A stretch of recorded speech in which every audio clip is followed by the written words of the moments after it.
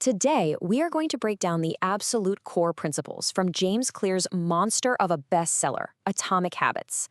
We're going to get into the simple, science-backed framework that has helped literally millions of people see incredible results. And the secret? It's not about massive, heroic effort. It's about tiny, almost invisible changes. You know the feeling, right? We've all been there. You set that big, ambitious New Year's resolution, you go all in for a few weeks, and then by February, you're right back where you started. You just feel stuck, asking yourself, why isn't all my hard work paying off? Well, it turns out there's a really specific reason for that. And this graph says it all. We think our progress should look like a straight line going up. But the truth? The real results of our efforts, they compound silently under the surface for a long time. This gap, this incredibly frustrating period, is what James Clear calls the valley of disappointment. And this is the danger zone. It's where most of us give up, usually right before we're about to have a massive breakthrough. Okay, so if going all out just leads to burnout and quitting, what's the alternative? Well, the core idea of the whole book is beautifully simple. Just focus on getting 1% better every single day. And this is where the math just gets kind of wild. If you get just 1% better each day for a year, you don't end up 365% better. No. Because of the magic of compounding, you end up almost 37 times better. Think about that. It's the snowball effect of these tiny, seemingly meaningless gains that creates these extraordinary results over time. And look, this isn't just some feel-good theory. It has been proven at the absolute highest levels of professional sports. Just take a look at the British cycling team. For the better part of a century, they were pretty terrible. But all of that changed when they embraced this idea of aggregating marginal gains. So their new performance director, a guy named Dave Brailsford, started hunting for 1% improvements in absolutely everything. I mean, he looked at the obvious stuff, bike seats, nutrition, but then he went further. He focused on things nobody else was even thinking about, like finding the perfect pillow for each rider's sleep posture, hiring a surgeon to teach them the right way to wash their hands to avoid getting sick, even painting the inside of the team truck white just so they could spot tiny specks of dust that might mess with the bike's mechanics. Now, on their own, each of these changes is almost laughable, right? But you add them all up, it led to one of the most dominant runs in sports history. And all of this leads to a really crucial shift in how we think about progress.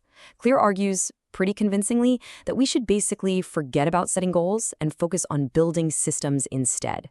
See, goals are about the result you want, but systems are about the process that leads to those results. Here's the thing. Winners and losers often have the exact same goals. It's the system that makes all the difference.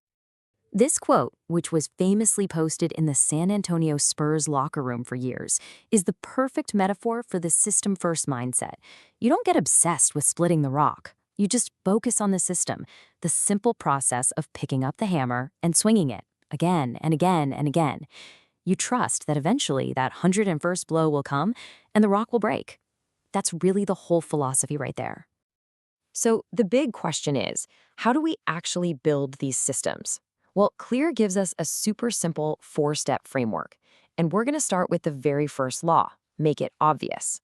This is all about redesigning your environment so that the cues for your good habits are just everywhere, impossible to miss. Now, one of the best ways to make a new habit obvious is to literally piggyback it onto a habit you already do every day without thinking. This incredibly simple but powerful technique is called habit stacking. You're basically using the momentum of a habit you've already got to launch the new one you want. And the formula couldn't be easier. It's just, after my current habit, I will do my new habit. So for example, after I pour my morning cup of coffee, I will meditate for 1 minute. Or after I take off my work shoes, I will immediately change into my workout clothes. See? It creates this automatic, unmissable trigger. All right, another huge piece of the puzzle for building a solid system is Law 3, make it easy. This one taps into a fundamental truth about all of us. As humans, we are basically wired to take the path of least resistance. We are drawn to the easy option. So, instead of fighting that deep-seated instinct, we can actually use it to our advantage. Now, to make things easy, we have to first understand this really important difference between being in motion and taking action. As you can see here, motion is all the planning, the researching, the strategizing. It feels super productive, doesn't it? But it doesn't actually get you a result. Action, on the other hand, is the behavior that actually delivers an outcome. There was this great story about a photography class where one group was graded on the sheer quantity of photos they took, and the other was graded on producing one single perfect photo. Guess what? The quantity group ended up producing way better photos because they were constantly in action, learning by doing, not just planning. So, how do we trick ourselves into taking action? We make it ridiculously easy to start. This is the 2-minute rule. It says that any new habit you're trying to build should be scaled down into something that takes less than 2 minutes to do. So read before bed becomes read 1 page. Do 30 minutes of yoga becomes take out my yoga mat. The point isn't to do the whole thing, it's just to start. This diagram here shows you exactly why that tiny 2-minute start is so powerful. Our days are full of what Clear calls decisive moments, these little forks in the road. Making the right choice incredibly easy, like just taking out your yoga mat, sets you off on a productive path, which makes the next good choice way more likely. These tiny 2-minute decisions can literally set the entire trajectory for the rest of your day. Okay, now we get to what I think is the deepest, most profound idea in the entire book. Because this isn't really about productivity hacks or life hacks. It's about something much bigger. It's about how our habits literally shape who we become. It's about identity. This sentence right here, this is the whole thing. This is the big idea that ties it all together. The real goal isn't outcome-based, it's identity-based. The point isn't just to read a book, it's to become a reader. The point isn't to run a marathon, it's to become a runner.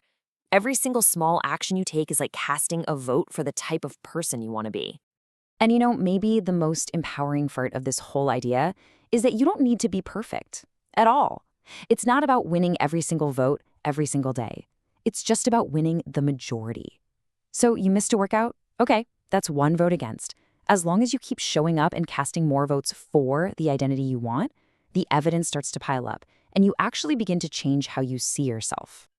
So the question that Atomic Habits really leaves us with is a powerful one. It's not, what do you want to achieve? It's, who do you want to become? And with that in mind, what tiny action, what small vote can you cast for that person today?